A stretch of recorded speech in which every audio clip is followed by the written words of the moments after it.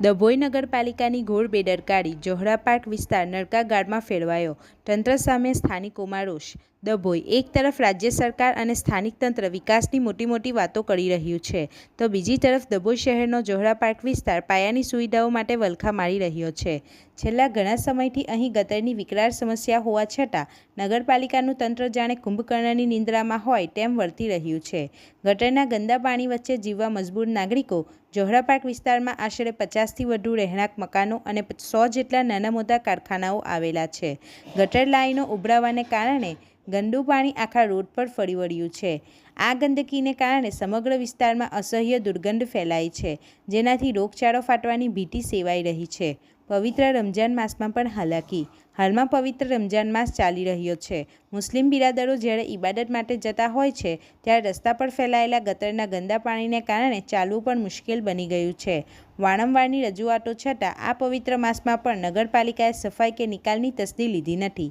Tax ભરીએ છે તો સુવિધા કેમ નહીં? સ્થાનિક રહીશોનો આક્ષેપ છે કે તેઓ નિયમિતપણે નગરપાલિકામાં વેરો ભરે છે, તેમ છતાં જ્યારે સુવિધા આપવાની વાત આવે છે, ત્યારે તંત્ર હાથ ઊંચા કરી દે છે. સ્થાનિકોએ અનેકવાર લેખિત અને મૌખિક રજૂઆતો કરી, રૂબરૂ જઈને પણ અવારનવાર રજૂઆત કરી, છતાં પરિણામ શૂન્ય આવ્યું છે. દીવા તળે અંધારું. નવા 4 ગામોના વિકાસ પર સવાલ. નગરપાલિકાની કામગીરી પર પ્રશ્નાર્થ મૂકતા લોકો કહી રહ્યા છે કે જે તંત્ર ડભોઈ શહેરના પોતાના વિસ્તારોની ગંદકી સાફ કરી શકતું નથી, તે નગરપાલિકામાં નવા ઉમેરાયેલા 4 ગામોનો વિકાસ કેવી રીતે કરશે?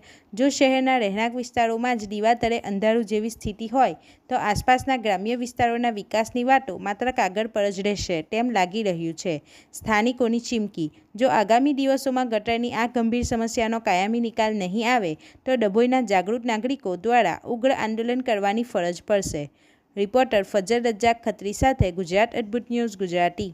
વર્ષથી અહીં પાણી નીકળવાનું ચાલુ થયું છે, હજુ તક એનો પ્રોબ્લેમ સોલ્વ થતું નથી.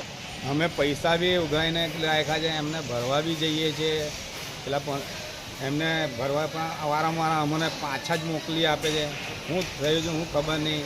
અહીં બીમાર પડી જાય છે, બધા કારીગરો બી બીમાર પડી જાય છે, નમાજ પડવા જાય છે તો બી આ ગંદકીમાંથી જવાનું હોય છે. પાછળ જો હોય કેટલું બધું છે, ઠેઠ 2 કિલોમીટર દૂર રસ્તો છે, તઈ લોકોની ગંદકી જાય છે ને એનો કોઈ નિકાલ જ નહીં આવતી. ખાલી અમારે ગટરો બધું જ કમ્પ્લીટ છે, ખાલી કનેક્શન આગળ જોડવાનું છે, મેન લાઇનમાં કનેક્શન જ જોડવાનું છે, એક સાંધો જ જોડવાનું છે, બીજું કંઈ જ કરવાનું નથી, ખાલી સાંધો જ જોડવાનું છે. એ સાંધો જોડાઈ જાય તો બધું ચાલુ પાણી નીકળતું બહાર થઈ જાય.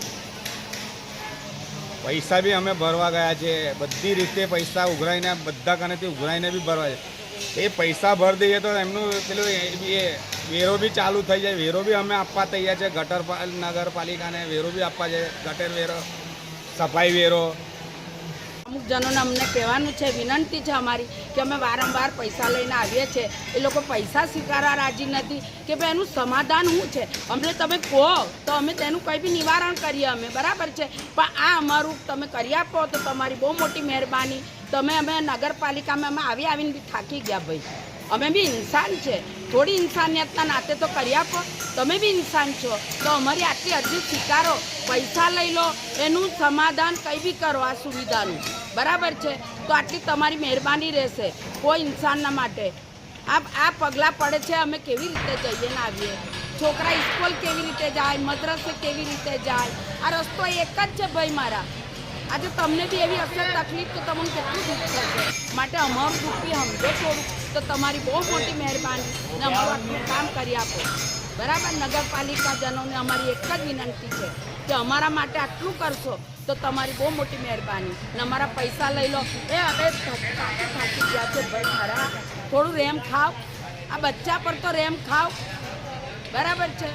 હા, આપણી આસપાસ બનતી ઘટનાના સમાચાર જોવા માટે ગુજરાત અદ્ભુત ન્યૂઝ ગુજરાતીને લાઈક કરો.